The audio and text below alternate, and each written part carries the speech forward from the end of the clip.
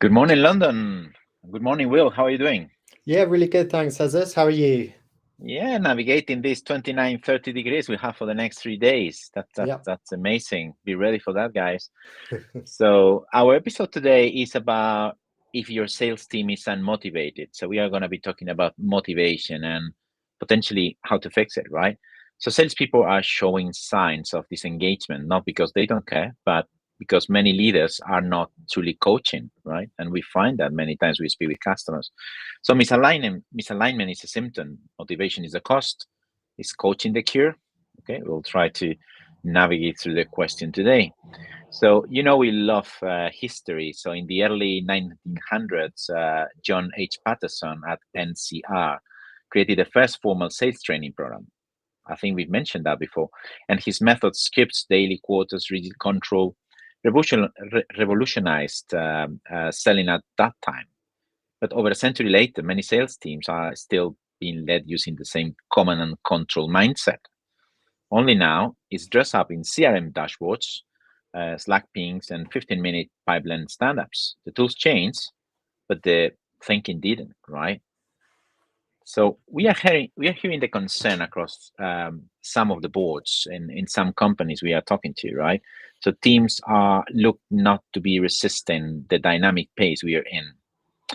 So today episode is about uncovering why and what sales leader can do to change that. It's a hot topic at the moment.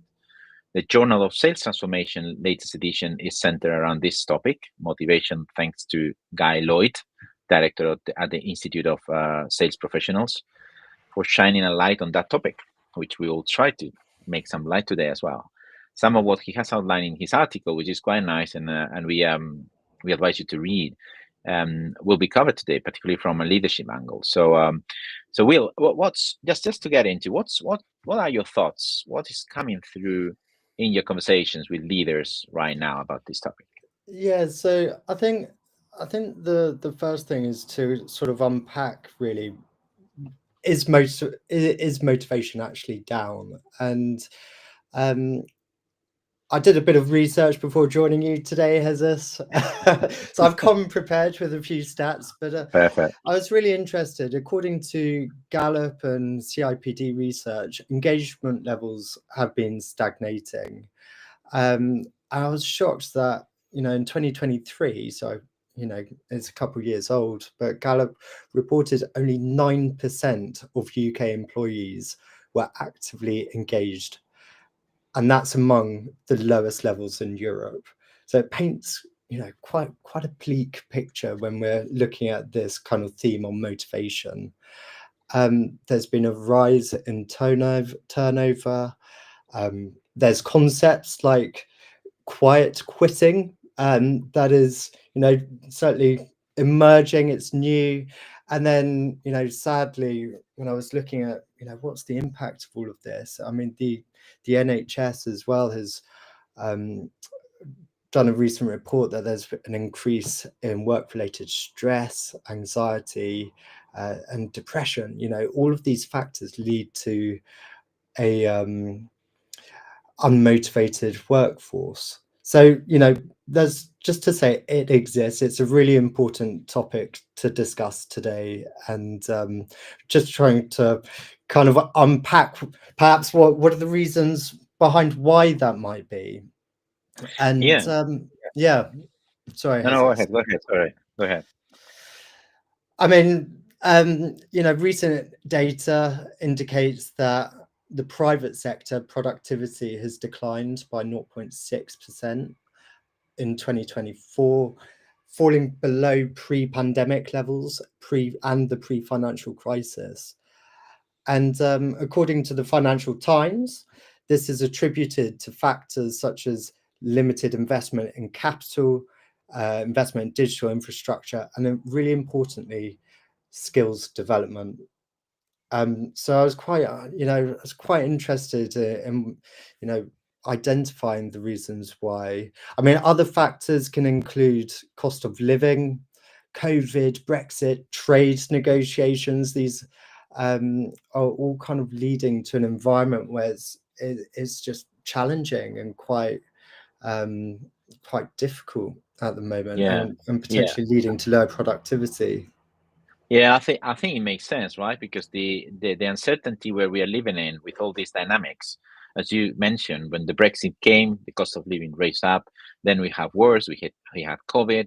I mean, we have had, I don't know, in the last 5 years, maybe more global topics Uncertainty, yeah. even I had in my previous 40, right? So so yeah, definitely I think all these things together are making probably the companies be more prudent, more and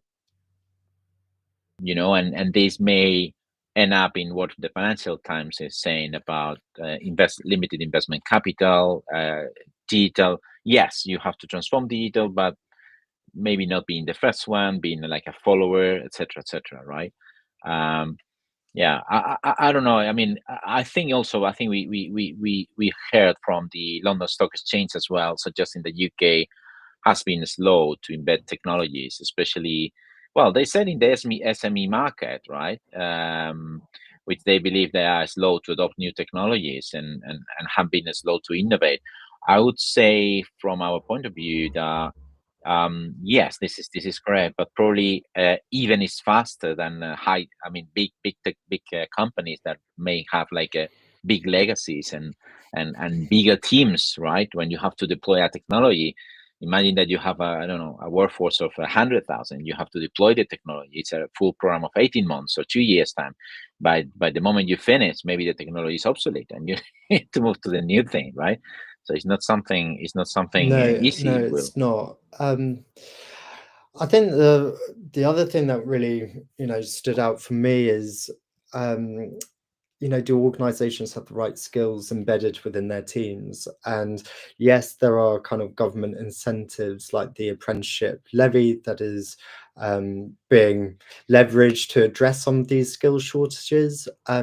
But it's just, it paints we're painting a picture that, now is a really, it's really important time for organizations and leaders to start thinking about how they are engaging with their teams, in order to, keep that passion alive and to make sure that teams are really motivated moving forward. Understanding this backdrop in, in this sort of world that we're living in at the moment. um, Yeah, I think it makes complete sense, no, Will, because at the end, you have to think about 360, right? And 360 degrees, and many companies are focused on pro training, right? Or maybe some sales skills training, but it's more about how people do sales. But this is not about normally focus on motivation or in the soft skill, the mm, engagement with the team, right? And to be honest, if there is no motivation, if there is no purpose behind that, no matter what you do in all the rest, you will not yeah. get the best out of the team, right? So yeah, I do believe that we need to look at this as not as another type of training or another type of skill, but something that is in the in the grounds of everything, to like a glue to make this work and imprint all this motivation that is needed, right? So when you paint this picture, what kind of organizations do you think can do to address the motivation I mean, element? that's it's a big question, isn't it? Because there's so many layers Yeah, to little big that. But questions. I think it's really important that you've got to have the right culture in place within your team, and providing purpose is something that, at Consalia we talk a huge amount, and getting your team behind that purpose and aligning it, if you can align it to the strategic objectives of the organization, is a really important factor.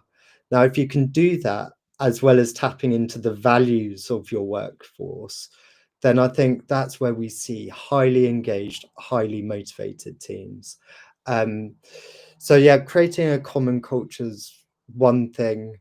Um, Communication and developing a vision for your teams to get behind, I think, are really important. But Jesus, what do you think? Well, I think you're completely right, right? So you have to have a cohesive vision between all of them. They have to buy into it. It's not that you have a vision, right? So people have to buy it, have to feel identified with this, right? And motivate, right? So recently we were having a well some conversation, I mean not conversation, we are having a project with one of our customers, and we learned that through COVID, even they didn't have any business at all because it was in the travel industry. All the all the positions, all the salaries, even the bonus were kept during pandemic, right? So you get a level of engagement with the company, a level of motivation to belong to this company that creates a culture which is extremely strong. Of course, not everyone can do that, right? But that people should look into uh, different avenues, like for instance, identify career paths and opportunities that the salespeople may have. But it's not just identified from the side of, let's say, the L&D department, let's say, but you need to double check that they are interested, that they are motivated, right? And this will help them to succeed, right? And of course, including the ones driven by AI. We know, I mean, we are having a series of AI interventions. AI is always top of mind for us, and we know that people is even getting more nervous, more anxiety, more, because of the unpredictability of the impact of Yeah. AI in their jobs, right? So that's another thing. But what do you Yeah, think, I Will? mean, AI again is something that is sort of shaking, shaking the ground from beneath us. We know it's coming. We know it's going to impact all of our roles somehow, but it's so difficult to predict the future. What does the next year, 2 or 5 years look like in the world that we're operating in? Just gives you that picture of a bit of uncertainty. Um, I think you touched upon. Things like um, getting the vision for the sales team. But I think the other thing that organizations need to do is align to the North Star, and you can do that at for every level for a sales professional. So if you're joining an organization and you're like in early careers, for example, it's really important to know where you're heading. What does the career path look like? Again, if you're a sales leader, it's again, what's the next step in your kind of career trajectory? I think is really, these are really important factors for motivation. And then, you know, beyond that, it's kind of how do you engage, how can you get the most out of your team? So if you're a manager or a leader, how do you get the most out of them? And I think we touched on things like purpose and vision and things like that, um, but it's how do you manage them, how do you engage with them? And I think that's really important, and I'm sure we're going to discuss a bit more about that today. Yeah, truly. I mean, we're looking into, a lot of moves now. It's not even when we talk about AI and we are amazed about the technology. Really, the most important part of AI is the human. So how this is going to be change the human motivation, the behaviors, embracing, rejecting, right? And how all this new wave is going to be changing the meaning to everything Mm. you do, right? So many people is looking into this as being replaced by systems and technology. Some other ones will just see it as an augmentation that may help them to focus on the really relevant parts that the human have, right? But we see many times misalignment between, the top management and the sales professionals, in the sense that they think that, maybe the leaders are thinking that the problem is XYZ, and the sales professionals think something, well, different or overlapping, but some other thing are important, right? So when we see these misalignments, what are the consequences, Will, that you think it will come to for the organization? The consequences of misalignment, is that your question? um so Yeah, yeah. I mean, I think there's a huge cost. I mean, ultimately, if you're misaligned, then the impact of that could be demotivated workforce, where the realities of what's happening in the front line and the challenges that they're facing, and potentially what their clients are asking for, and then the direction that leaders want to go in, can cause friction. And the impact of that is stress, burnout, anxiety, things like this. I think I think it's really important for to be aligned, because Yeah, the alternative is a team that might not be efficient in how yeah. they conduct themselves. Yeah, no efficient. I mean, friction. There is a cost of an opportunity cost as well, right? So there are many things to consider, and potentially sales leaders will be unintentionally doing things worse, right? So, for instance, some of them will think that they are coaching, but they are really not. They are managing, or they are tracking, or in the best cases they are advising or giving feedback, right? But not coaching, right? Because that's something different. But I'm pretty sure that they do unintentionally all the Yeah, worst things, right? exactly. So I think let's give everyone the benefit of the doubt here, and I think yeah, leaders, managers, they get it right, but when they get it wrong, it's how they're engaging with their with their teams. And one thing I think we want to address is how managers can be coaching their teams. And most managers, from our experience, they really do believe they're coaching, when in natural reality they're not. And so we quite often yeah. find when people join us on our programs, they suddenly get this aha moment where they're like, oh, right, okay, all this time I thought I was coaching, I'm actually mentoring. Now, there is a time and place for mentoring, don't get me wrong, but there's also a time and place for coaching. And coaching done right can really unlock the potential. One area, for example, just go a bit more in depth, is when we talk to managers and they say, I do coach, and I have, so quite often with my sales team we do these opportunity reviews, and I'm Yeah. asking questions like, where's the deal at, and going through a process, like medpic and things like that, and asking questions from their sales team. But that's not quite what we mean by coaching. Yeah. Well, what else do you think has us? Yeah.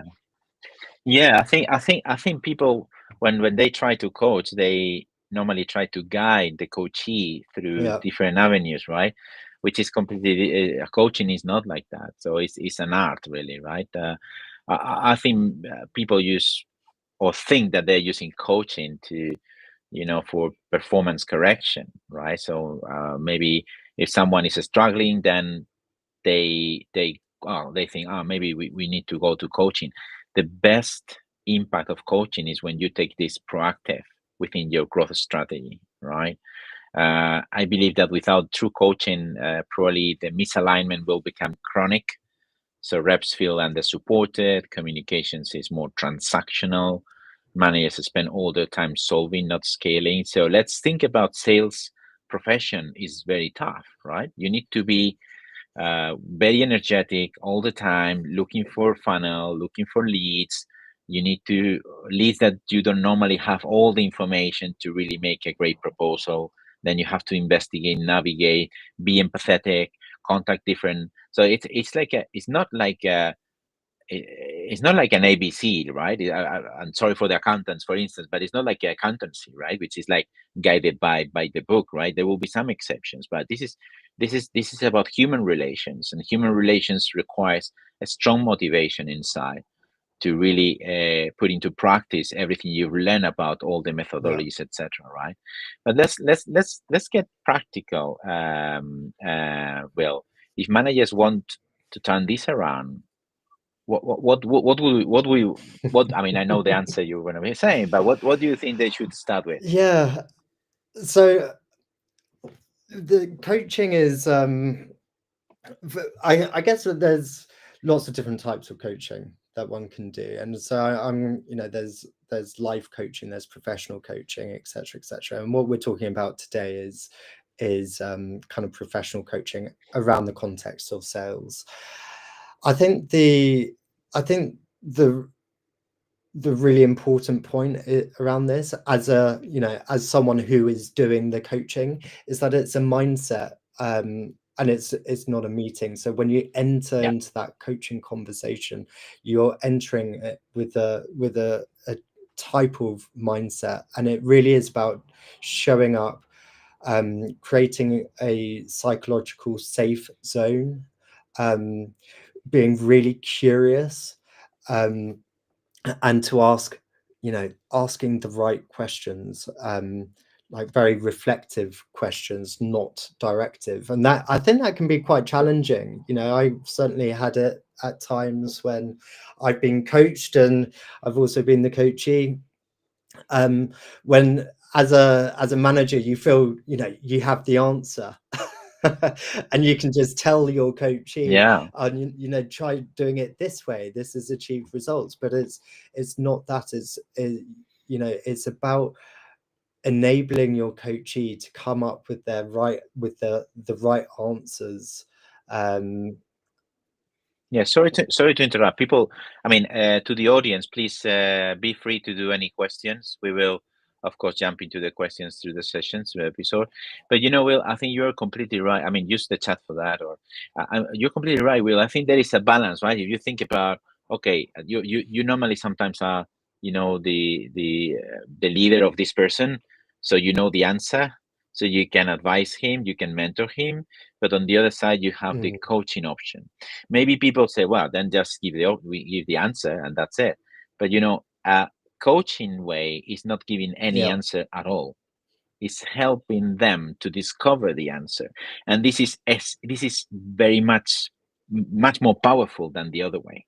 Because if you give, it's like in AI, right? If you ask AI to give you a response and you don't work on that, or you don't think about that, your brain is not working. So you're not facing the challenge. You're just relying on a technology or relying on a manager, right? As we are saying in coaching. In coaching, you don't rely. You just are ask the right questions for you discovering the challenge and the solution. And by doing that, the coachee learns a new technique that he can apply himself yeah, in the future to tackle to new situations, right? So you're not teaching how to do something, you're teaching how to discover and open the doors of an entire new world that sometimes will not be open through other mentor, advisory, etc. absolutely. And I think that's where the magic happens, right? When you're the coachee, and all of a sudden you unlock their thinking. And you mentioned, Jesus, about AI and things like this, but coaching conversations should encourage a level of reflection that they end up problem solving for themselves. And I think the impact of that for the coachee is really profound, because you're empowering your coachee to problem solve, but then also to come up with an action plan to solve whatever challenges they might be needing coaching on. So it gives them a lot more accountability as well. And that, I think that over time helps build confidence, and you're developing those problem solving skills. And these are all things that enable ownership and responsibility in their functions. And going back to the original question, Jesus, I think this can address motivation. When you're providing someone with accountability and empowering them to kind of make mistakes or try new things out, to reflect on something, to then move ahead, if you know what I mean. um, these are Yeah. these are really great motivating factors. But um, I do want to add, when you are coaching, you've got to be authentic and you've got to be consistent. And what I mean by that is, without authenticity and consistency, it's very difficult to enable trust in the coaching conversation. And I think trust is such a critical element between the coachee and the coach. Mentioned before, that psychological safety, these are really important components to have a really good kind of coaching conversation. Yeah. Yeah, I think that's very important, right? To generate trust from the beginning, explain properly to the coachee what is coaching about. There is a coaching contract. There are some. It's a safe space, right? And you can from there start to generate the trust that you're required to go through these doors and open the doors, right? That otherwise they will not even open themselves. I believe that coaching is is something that people sometimes don't know exactly what is coaching about, and sometimes they enter into a coaching process without, well, let's try, I don't know what is that. And if the coaching is done properly, I mean, with with active listening, so it's more about listen, not talk, right? People love to talk. Leaders love to talk and say we need to do this way, right? It's more about shut up and listen to whatever the coachee has to say, right? And listen and be Yeah. non-directive, right? So make the right questions to make him think. The best thing in a coaching session for me is when you you trigger with the right question, and then the coachee starts to Hmm. pause and start to think like something on top. Is say, okay, he's thinking deep on this. So yeah, we are going the right way, right? Absolutely. And it can be quite, I mean, I think a lot of people who are familiar with coaching might be aware of various models like the grow model. And often when I've been the coach, and you approach a coaching discussion and you try and follow the steps in the grow model, for instance, um, it can be quite difficult in one session to go through that whole framework, because the coachee needs Yeah, time, as you mentioned it. They need time to think deeply, to come up with their own solutions. Can be really difficult not to kind of prompt or kind of suggest ways forward, yeah, for instance, to your coachee, but that time is critical. And in my experience, I've found that quite often people leave a coaching discussion, and when they go to the next one, they have reflected further and came up with a different kind of goal or a different way forward than the one that you've discussed. And that's okay, because what you've encouraged them to do is a level of critical reflection to identify a way forward that can work for them. Again, it's like empowering them to make the right decisions, which then you can coach towards. yeah. Yeah, you are true. I mean, you're true. Some of our Consalia friends, like Paul Devlin, was talking about, reps starting to self-reflecting, right? Taking more ownership, or better results follow for that. Or Nick Rose talking about that coaching should be a daily, not a daily activity, not episodic, right? So, Will, I think we have a few minutes left. I think there are some Yeah. takeaways here, right? So, I think the audience should think about if they are building one-to-one, build trust with their coaches or just reviewing numbers. What are the kind of conversations that you are actually having? But what do you think we should recommend? What are the practical moves that you think the Yeah, I three think I practical moves think that you may think about? if you're new to coaching, then a coaching technique is kind of asking the right questions and don't tell. And so I would encourage anyone that's listening to approach maybe a meeting this week to have a coaching kind of conversation, with with someone in your team. Um, try a transformational question like, what would you do if you had total freedom in your role, and just I love it. I love this one. Yeah. see what happens. Um, or build one new habit, 10 minutes of kind of undistracted listening in one-to-one. I mean, as you referred to it earlier, coaching is all about listening and active listening, being totally present. So, giving the control to the coachee. Yes. Yes, you are right. You are right, Will. So, I mean, for the audience, if you want to lead this way, but don't know where to start, that's why we built Coaching for Sales Transformation Program, which is very, what do you say? Successful, not successful, very, very demanded, right? There are some details about that. So it's accredited, it's practical, it's trusted by sales leaders across industries. There are big companies using it. So we are not talking about one-to-one coaching. It's talking about, we teach people how to become coaches themselves, and you can then transfer this knowledge into the company, right? So you learn the models, but more importantly, you shift the mindset, right? And it's embedding coaching into how you lead every day, I think, right? So, if you're happy with that, drop us a message, visit our website, consalia.com/coaching, or share this with someone who needs to hear it.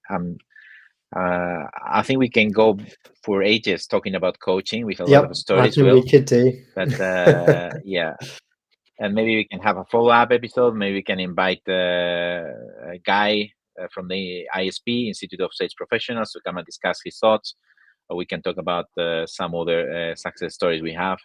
But please, if you're interested in coaching, just contact us. There is a new cohort coming very soon, by the end of the year, and there are still some, not much, few spots available. So fantastic. Yeah. Thank you, Jesus. So thank you very much, Will, and thank you very much to the audience. Tune in, tune up, sell smarter, and we talk next week. Thank you. Bye.